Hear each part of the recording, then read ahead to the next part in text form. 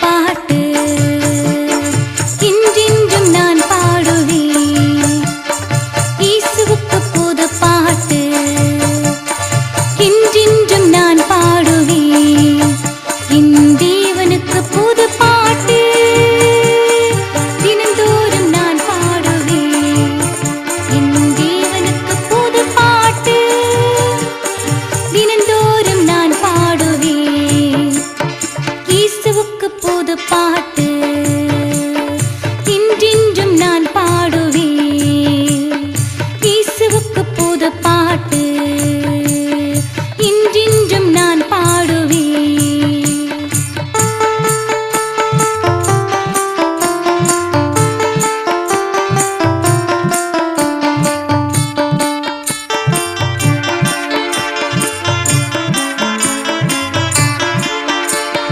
அலையலையாய் துன்பம் வந்தது, ஆதரவாய் இயேசு இருந்தார். அலையலையாய் துன்பம் வந்தது, ஆதரவாய் இயேசு இருந்தார். அல்லேலூயா நான் பாடுவேன். அல்லேலூயா நான் பாடுவேன். ஆடிப்பாடி மகிழ்ந்திடுவேன். ஆடிப்பாடி மகிழ்ந்திடுவேன். இயேசுவுக்கு புது பாட்டு இன்றின்றும் நான் பாடுவேன். இயேசுவுக்கு புது பாட்டு இன்றின்றும் நான் பாடுவேன்.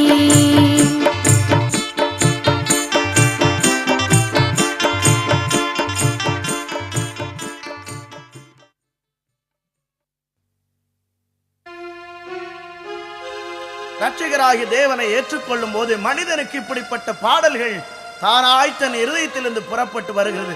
எப்பொழுது மனிதன் இருதயத்தை தன் தேவனுக்கு கொடுக்கிறானோ அந்த இருதயத்தை தேவன் சொந்தமாக்கிக் கொள்கிறார். அதற்குள்ளே வந்து வாசம் பண்ணுகிறார். வேதம் சொல்லுகிறது, நீங்களே தேவனுடைய ஆலயம். மக்கள் என்ன சொல்கிறார்கள்? ஆலயத்திற்கு போகிறேன், ஆலயத்திற்கு போகிறேன் என்று மனிதன் கோயில்களை தேடுகிறான். ஆனால் தேவனோ கோயில்களை தேடவில்லை நண்பா, உன்னைதான் தேடுகிறார். உன் இருதயம்தான் குடியிருந்த கோயில் என்பது உனக்கு தெரியுமா? அந்த இதயத்திலே வாசம் பண்ண விரும்புகிறார் அருமை ரட்சகர் இயேசு. அந்த இதயத்திலே ஆறுதல் கொடுக்க விரும்புகிறார் அருமை ரட்சகர் இயேசு. இந்த செய்தியை கேட்கிறேன் அருமையான கத்துடி பிள்ளைகளே.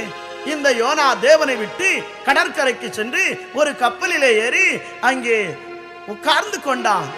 தேவனுடைய கண்ணை மறைத்து விட்டு அவன் போய்க் கொண்டிருக்கிறான்.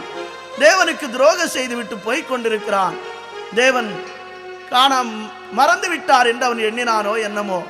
என் அன்பு சகோதரமாரே சகோதரிகளே, பிரச்சனை வரும்போது தேவனை விட்டு போக வேண்டாம்.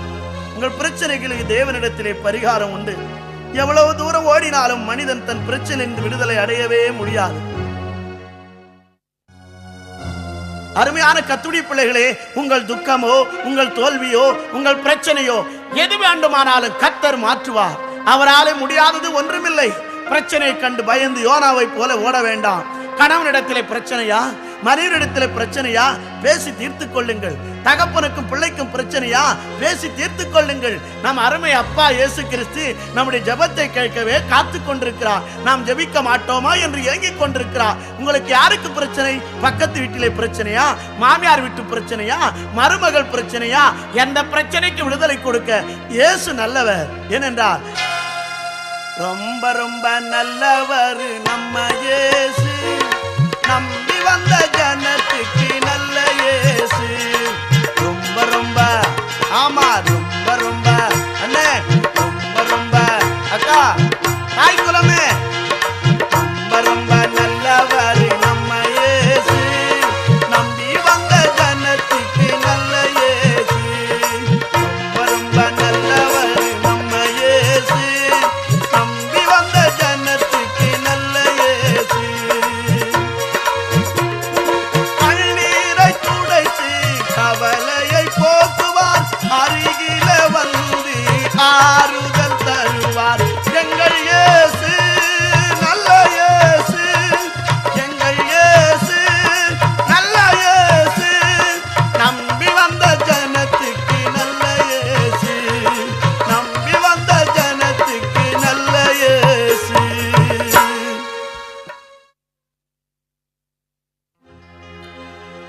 இயேசு எல்லாருக்கும் நல்லவர். உலகத்திலே பிறந்த ஒவ்வொரு மனிதனுக்கும் இயேசு நல்லவர். எல்லா மனிதரையும் இயேசு நேசிக்கிறார். ஏன் தெரியுமா? அவர்தான் எல்லாரையும் படைத்தது.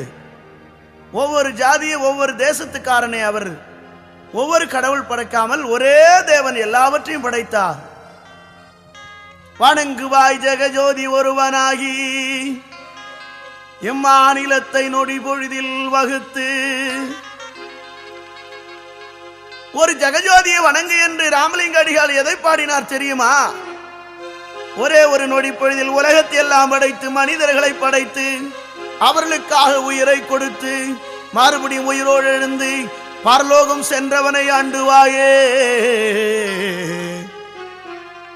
இதை கேட்கிறேன் அன்பு சகோதரனே, சகோதரியே. நீங்கள் படித்தவரோ படிக்காதவரோ, ஏழையோ பணக்காரரோ, எந்த ஜாதியோ எந்த மதமோ, ஆனால் இயேசு உங்களுக்காக மரித்திருக்கிறார். உங்களுக்காக உயிரோடு எழுந்தார். பரலோகம் சென்றவர் திரும்ப வர போகிறார். இந்த இயேசுவண்டை வந்தால் உனக்கு வாழ்வுண்டு. இந்த தெய்வத்தை விட்டு இந்த மனிதன் ஓடுகிறான். எங்கே? தர்சீசுக்கு ஓடுகிறான். கப்பலில் ஏறி உட்கார்ந்து கொண்டான். இப்போது ஆண்டவர் பார்த்தார், இவனுக்கு ஒரு பாடத்தை கற்றுக் கொடுக்க வேண்டும் என்று ஒரு காற்றை கட்டளை கொடுத்தார். கடவுள் நினைத்தா எதை வேணுமெல்லாம் செய்வார். என்ன செய்தார் தெரியுமா?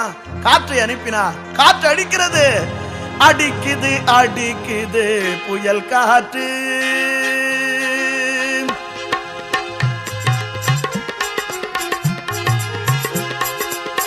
அடிக்குது அடிக்குது புயல் காற்று.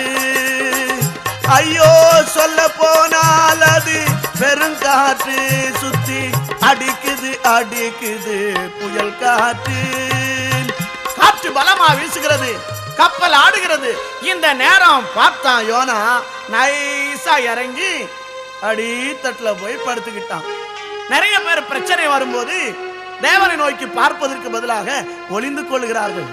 ஐயா, ஒளிந்து கொண்ட பிரச்சனை நீங்குமா? அடித்தட்டுல போனா பிரச்சனை நீங்குமா? தண்ணி அடிச்சுட்டா பிரச்சனை நீங்குமா? வேற ஏதாவது சொந்த வழிகளை போனால் பிரச்சனை நீங்குமா? பிரச்சனை நீங்க ஒரே வழி இயேசு. அவரை நோக்கி பார்க்க யோனா மறந்து போனான். இப்பொழுது புயல் அடித்துக் கொண்டே இருக்கிறது. கப்பல் தலைவன் சொல்லுகிறான், மூட்டை முடிச்செல்லாம் தூக்கி போடுறான். வலுவெல்லாம் லகுவாக்கினார்கள். ஆனாலும் புயல் குறையவில்லை, சீற்றம் குறையவில்லை, அலைகள் அடிக்கிறது. வாழ்க்கை என்பது ஒரு படகு. உலக கடலிலே படகுகளை நீந்தி செல்ல வேண்டும். பிரியமானவர்களே, அதை குறித்து ஒரு பாடலை பாடுகிறேன், கவனமாய் கேளுங்கள். உந்தன் பெரிய கடலினிலே எந்தன் சிறிய படகினிலே எப்படிதான் பயணம் போவேன் இயேசுவே. உம் கிருபை எனக்கு வேணும் இயேசுவே. எப்படிதான் பயணம் போவேன் இயேசுவே. உம் கிருபை எனக்கு வேணும் இயேசுவே.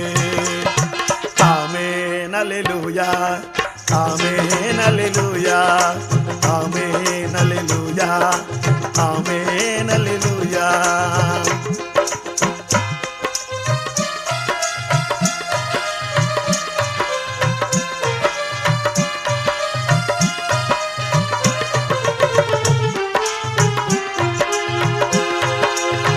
புயல் காற்று வீசினாலும்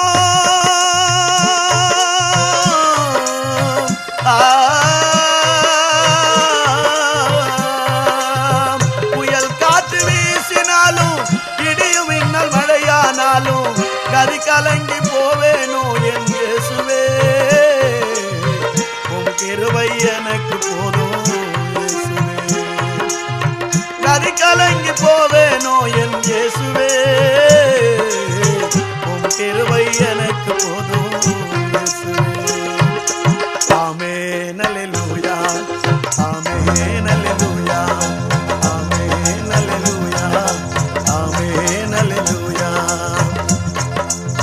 பாய் மரமே கிழிந்தாலும் தண்டு தவறி போனாலும், பாய் மரமே கிழிந்தாலும் தண்டு தவறி போனாலும் திசை மாறி போவேனோ என் இயேசுவே. உம் கிருபை எனக்கு போதும் இயேசுவே. திசை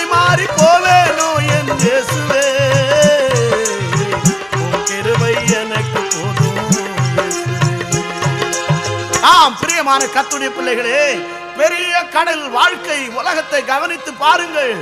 நம்முடைய வாழ்க்கை சிறிய படகு போல. அலைகள் வரும், புயல் வரலாம், பாய்மரம் கிழிந்து போகலாம், தண்டு தவறி போகலாம். மாலிமி இயேசு கூட இருந்தால் நீ திசை மாறி போவதில்லையே. இயேசு கூட இருந்தால் நீ திசை தவறி போக மாட்டாய். பேதையானவன் கூட ஆண்டவருக்குள்ளே வரும்போது திசை தவறி போக மாட்டான். ஏனென்றால் இயேசு கூட இருக்கிறார். ஆண்டவரோட நடப்பதற்கு படிப்பு தேவையில்லை ஐயா, பணம் தேவையில்லை, ஜாதி தேவையில்லை. ஆண்டவருக்கு இருதயத்தை தந்தால் அவரோடு நடக்கலாம். புயல் வந்து விட்டது, கடல் கொந்தளிக்கிறது, கப்பல் ஆடிக்கொண்டிருக்கிறது. யோனாவோ படுத்து நித்திரை செய்தான். இந்த நேரம் கப்பல் தலைவன் பார்த்தான், அப்பா எவ்வளவு பாரத்தில் அகவாக்கியும் புயல் அடங்கவில்லை. இப்பொழுது எல்லாரும் சீட்டு குலுக்கி போட்டு யாரால் இந்த தவறு நடந்தது என்று பார்க்கலாம் என்று சொல்லி அவன் ஒரு திட்டம் போட்டு எல்லா பேரும் எழுதினான். எல்லா ஆட்களை தேடி பார்த்தா ஒரு ஆள் குறையுது. அங்கே யோனா காணவில்லை. யோனாவை போய் பார்த்தால் கப்பலின் அடித்தட்டிலே தூங்குகிறான். மனிதர் கண்களுக்கே மறைக்க முடியவில்லையே, கடவுள் கண்களுக்கு மனிதன் மறைந்து கொள்ள முடியுமா? சொல்லையா நண்பரே, எத்தனையோ பணக்காரர்கள் தங்கள் தவறுகளை பணத்தினாலே மூடிவிடுகிறார்கள். எத்தனையோ அதிகாரிகள் தங்கள் அதிகாரத்தாலே நேர்மையை மூடிவிடுகிறார்கள். இந்த உலகத்தில் இது நடந்து கொண்டிருக்கிறது. இன்று மனிதர்கள் கண்களை மூடலாம், தேவன் பார்த்து கொண்டிருக்கிறார். அவர் எல்லாவற்றையும் கவனிக்கிற தேவன். யோனா மாட்டிக்கொண்டான், அவனை மேலே கொண்டு வந்தார்கள், சீட்டு குலுக்கி போடுகிறார்கள். போட்ட சீட்டு குலுக்கலிலே மாட்டிக்கொண்டது யோனா பெயரு. போட்ட சீட்டு குலுக்கலிலே மாட்டிக்கொண்டது யோனா பெயரு. பாட்டஞ்சாட்டமான யோனா வலுவிழந்து குன்றி போனான். பாட்டஞ்சாட்டமான யோனா வலுவிழந்து குன்றி போனான். போட்ட சீட்டு குலுக்கலிலே யோனா மாட்டிக்கொண்டான். அப்போது உண்மையெல்லாம் சொல்லிட்டான். மாற்ற வரைக்கும் உண்மை சொல்ல மாட்டோம். நம்ம எப்பப்ப மாற்றமோ அப்பதான் தெரியும் நம்ம கதை. அது வரைக்கும் தெரியாது சார். இப்போ கண்டுபிடிக்கிற வரைக்கும் நாம ரொம்ப நல்லவங்க. நல்ல பாம்பு படுத்து இருக்கிற வரைக்கும் நல்ல பாம்பு தான். தொட்டு பார்த்தா அப்பதான் தெரியாது நல்ல பாம்பா கெட்ட பாம்பான்னு. நமக்கு பிரச்சனை வர வரைக்கும் தெரியாது. தனக்கு வயிற்று வலி வந்தாதானே தெரியும். தான் மாட்டிக்கிட்ட தானையா தெரியும். அதனாலே ஒருவன் இப்படி சொல்கிறான், கிறிஸ்தவன் என்றென்னை அழைக்காதே நண்பா, கிறிஸ்தவன் என்றென்னை அழைக்காதே. எதற்காக அவன் அப்படி சொல்லுகிறான்? ஆலயத்தில் என்னை காண்போரெல்லாம் ஆஹா இவன் ஒரு பக்தன் என்பார். எப்படியா? ஆலயத்தில் என்னை காண்போரெல்லாம் ஆஹா இவன் ஒரு பக்தன் என்பார். ஆபீஸில் வந்தென்னை பார்த்து விட்டார், ஐயோ இவன் ஒரு எத்தன் என்பார். ஆஹா, ஆபீஸில் வந்தென்னை பார்த்து விட்டால் ஐயோ இவன் ஒரு எத்தன் என்பான். வெளியே பார்த்தா நல்லா தோத்திரம், நல்லா ஜபம், கோயிலுக்கு மூப்பனாரு, சர்ச்சில் முக்கியஸ்தரு, ஆபீஸுக்கு போனா லஞ்சமோ லஞ்சம். லஞ்சம் இல்லாம நம்மளால வாழ முடியாது பிரதர். சம்பளத்துல வாழாத லஞ்சம் வாங்கி மாடி மேல மாடி கட்டு, அப்ப தெரியும் ஒரு நாளைக்கு வருகிறது. அது மாத்திரமல்ல, மற்றவர் குற்றத்தில் மாட்டிக்கொண்டால் மகிழ்வோடு கண்டித்து உழைத்திடுவேன். மற்றவர் குற்றத்தில் மாட்டிக்கொண்டால் மகிழ்வோடு கண்டித்து உணர்த்திடுவேன். மறைந்தேனும் என் மீது குற்றம் சொன்னால் மறவாமல் பழி வாங்க முனைந்திடுவேன். அதனால் கிறிஸ்தவன் என்றென்னை அழைக்காதே நண்பா, கிறிஸ்தவன் என்றென்னை அழைக்காதே. கிறிஸ்தவன் அழைக்கணும்னா நேர்மையா இருக்கணும்னு பக்தன் படி பாடுகிறான். தன் தவறை உணர்ந்து தன் குற்றத்தை உணர்ந்து பாடுகிறான். இப்பொழுது யோனா தன் குறைகள் எல்லாம் உணர்ந்து சொல்லுகிறான். ஐயா, நான் தேவனுக்கு விரோதமாய் போனேன், அவர் நினிவேவுக்கு அனுப்பினார், நான் தர்சீசுக்கு ஓடிக்கொண்டிருக்கிறேன், அதனால் தான் இந்த புயல் அடிக்கிறது. இந்த கப்பலில் நடந்த செய்தியை பார்த்தீங்களா? சம்பவத்தை சாமான எல்லாம் தூக்கி கடல்ல போடுறான். யாரை தூக்கி போடணும்? யோனாவை தூக்கி போட சொன்னா சாமான தூக்கி போடுறான். இன்னைக்கு கூட வீட்டுல என்ன பிரச்சனைன்னா, தன் குற்றங்களை உணர்வதற்கு பதிலாக அண்ணனுக்கு எழுது ஜெபம் பண்ணுவாரு. பெரிய பாஸ்டருக்கு எழுது, அண்ணே அண்ணே பாஸ்டர் அண்ணே எனக்காக ஜெபம் பண்ணு, அண்ணே அண்ணே அண்ணே அண்ணே பிரசங்கியார் அண்ணே எனக்காக ஜெபம் பண்ணு, அண்ணே அண்ணே. பெரிய பெரிய பிரசங்கியார் ஜெபம் பண்ணிட்டா நல்லா ஆயிடும். ஆனா யோனாவை உள்ள ஒலிக்க வச்சுட்டு பிரசங்கியார்கிட்ட கூப்பிட்டு என்ன லாபம்? யோசித்து பாருங்க நண்பா, நான் சொல்லுகிற அந்த சத்தியத்தை உணர்ந்து பாருங்க. பெரிய பெரிய பிரசங்கியார் ஜெபம் பண்ண அற்புதம் நடக்கும், உண்மைதான். ஆனா யோனா உள்ள ஒலிக்க வச்சுட்டு யோனாவை தூக்கி போடாம மூட்டையை தூக்கி போட்டு என்ன லாபம்? இதைதான் செய்தார்கள். கடைசியில யோனா உண்மையை உணர்ந்தான். கடலுக்கு கொந்தளிக்கிற கடலில் என்னை தூக்கி போடுங்கள் என்று சொன்னான். அவனை தூக்கி கடலிலே போட்டார்கள். ஆண்டவர் பார்த்தார், அப்பா இவன் நம்முடைய மகன் அல்லவா? மனிதன் எவ்வளவு மோசமாய் போனாலும் அவனை தேவன் நேசித்து அவனை சரி செய்ய பார்க்கிறார். இப்பொழுது ஆண்டவர் பார்த்தார், மீனை கூப்பிட்டார். மீனை கூப்பிடுறாருங்க. ஆடு மாடு சிங்கம் புலி கரடி உலகத்தில் இருக்க அத்தனை மிருகங்கள் தெய்வத்துக்கு கீழ்ப்படுகிறது. இன்னைக்கு வரைக்கும் கீழ்ப்படியாம ஓடிட்டு இருக்கிறது மனித சமுதாயம் மாத்திரமே. ஆண்டவர் இயேசு உலகத்தில் வந்து 2000 வருஷம் ஆகியும் இன்னும் இயேசுவை அறிந்து கொள்ளவில்லையே. அது ஒரு மதம் என்றல்லவா சொல்லிக் கொண்டிருக்கிறார்கள். கிறிஸ்தவ மார்க்கம் வெள்ளைக்கார மதமா? வெள்ளைக்கார தெய்வம் இல்லே, வெளிநாட்டு தெய்வம் இல்லே, நம்முடைய தெய்வம் தான் இயேசுநாதரு. வெள்ளைக்காரன் தெய்வம் இல்லே, வெளிநாட்டு தெய்வம் இல்லே. வெள்ளைக்காரன் தெய்வம் இல்லே, வெளிநாட்டு தெய்வம் இல்லே. ஆசியா கண்டத்திலே இயேசு பிறந்தாரு. ஆசியா கண்டத்திலே இயேசு பிறந்தாரு.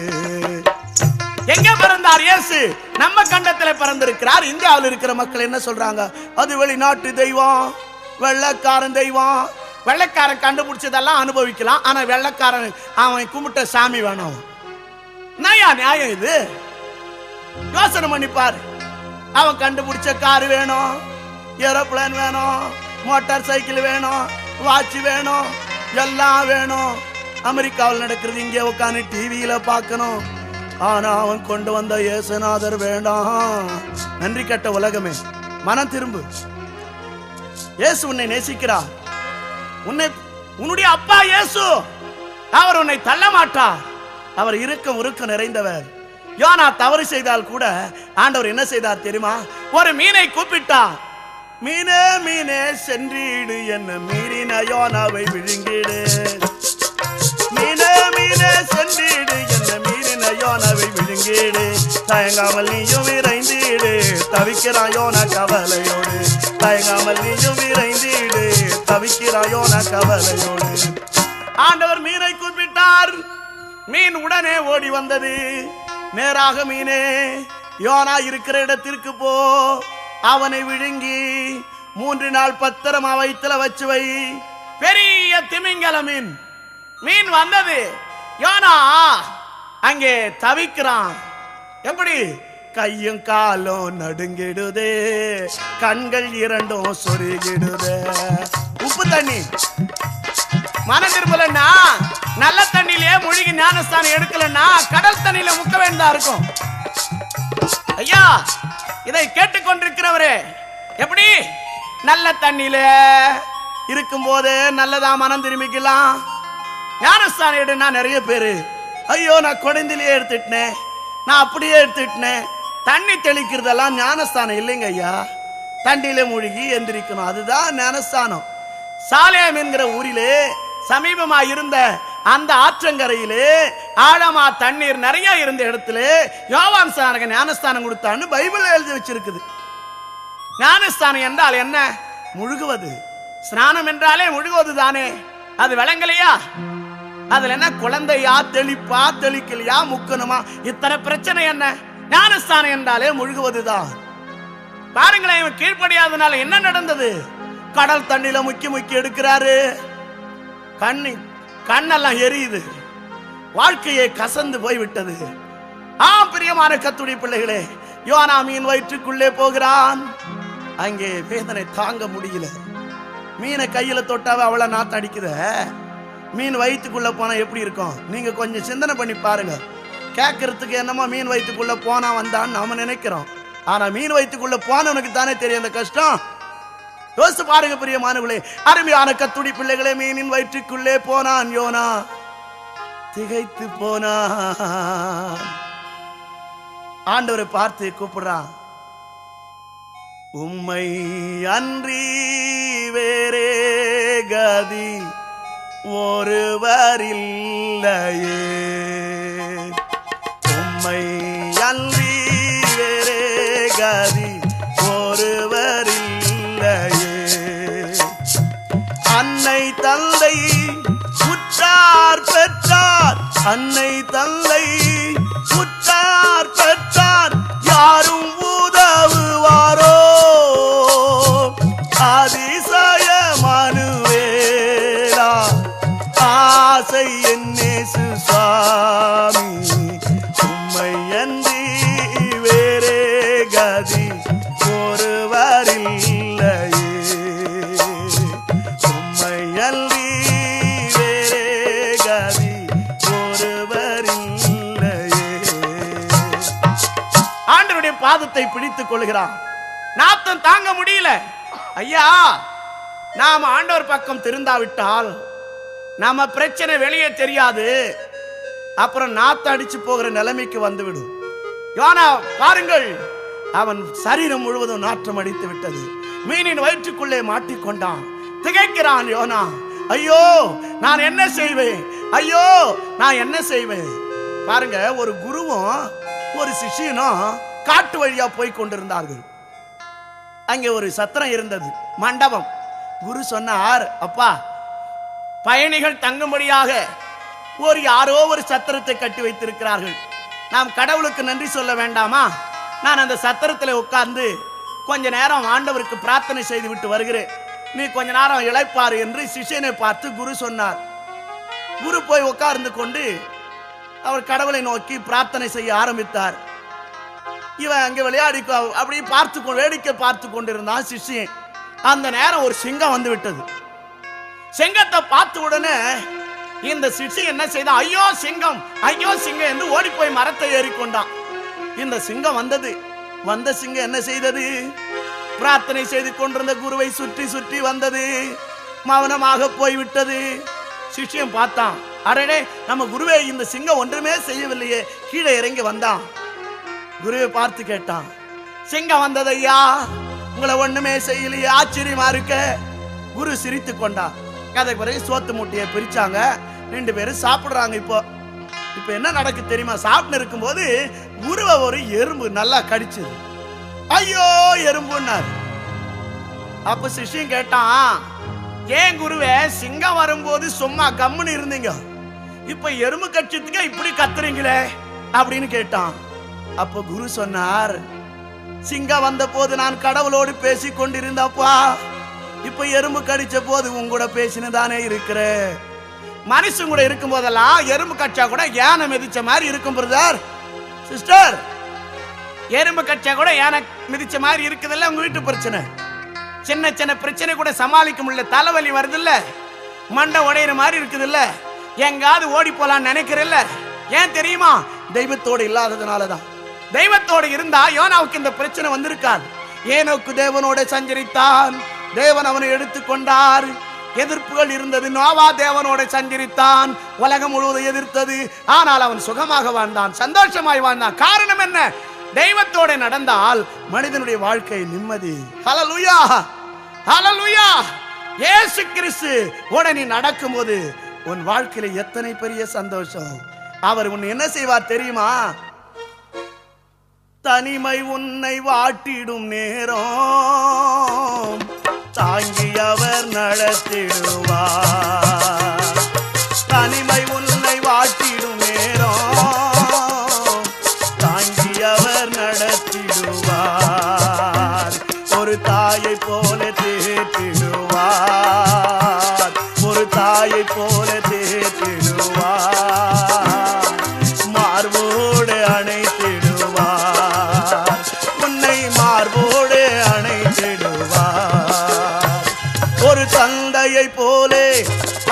தோளின் மேலே உன்னை தூக்கி சுமந்திடுவார்.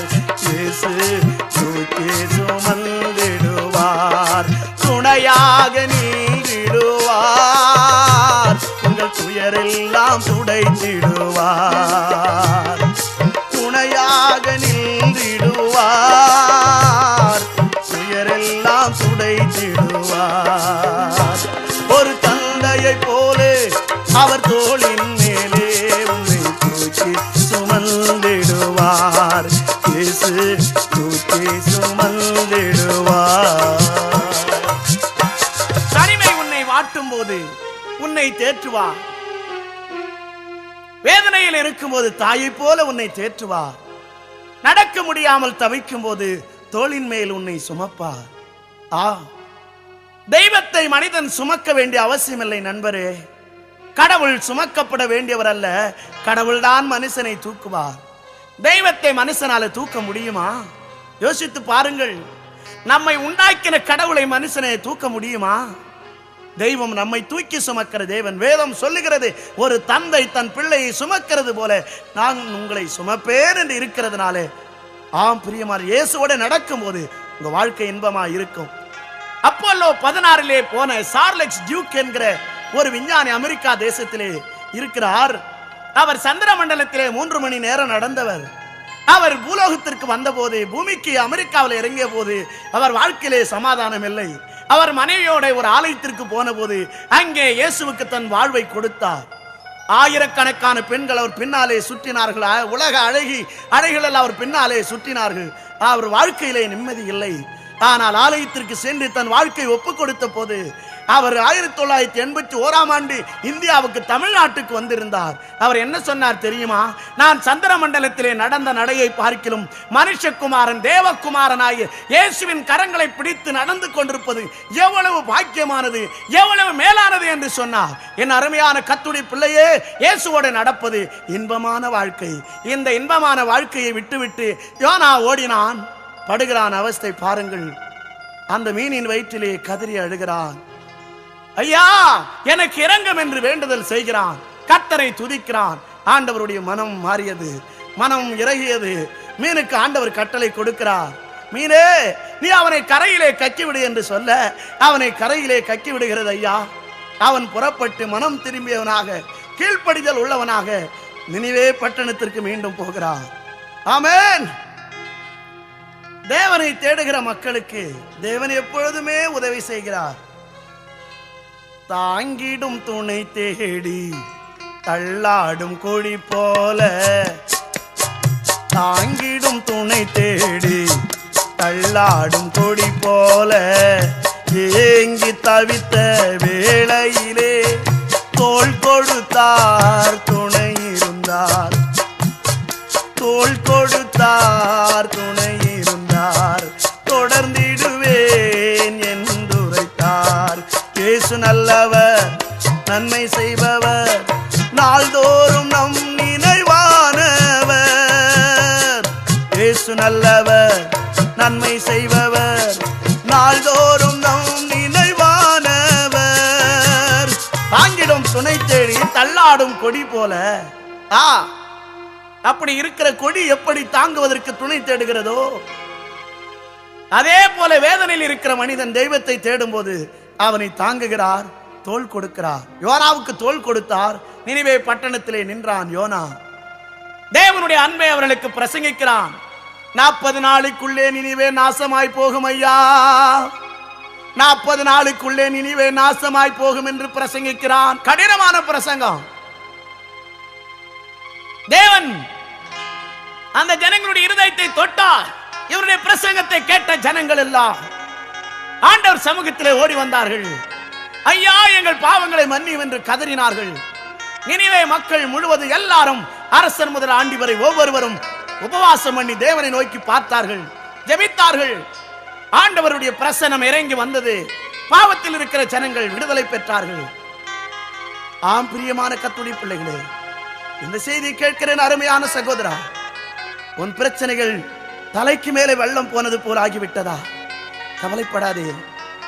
மீனின் வயிற்றுக்குள்ளே இருந்த யோனாவை வெளியே கொண்டு வந்து அவனை ஒரு வல்லமையான ஊழியக்காரனாய் மாற்றக்கூடுமானால், இந்த செய்தியை கேட்கிறேன் அருமையான கத்துடி பிள்ளைகளே, தோல்வியிலே துவண்டு போய் விட்டீர்களா?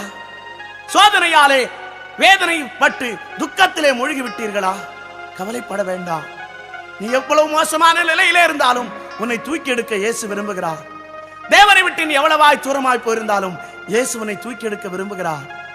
ஒரு தகப்பனை விட்டு ஒரு மகன் ஊரை விட்டு போய்விட்டான். ஒரு அடி அடித்ததுனாலே வாலிபன், அவனோ திரும்பி வரவில்லை. அப்பா அவன் அன்புக்காக ஏங்கினார். அவனை பார்க்கிறவர்கள் எல்லாம் உன் அப்பா வீட்டுக்கு போகக்கூடாதா என்று கேட்டார்களாம். ஐயோ, என் அப்பா கோபித்துக் கொண்டாரே, என்னை சேர்த்துக் கொள்வாரா என்று சொன்னானா.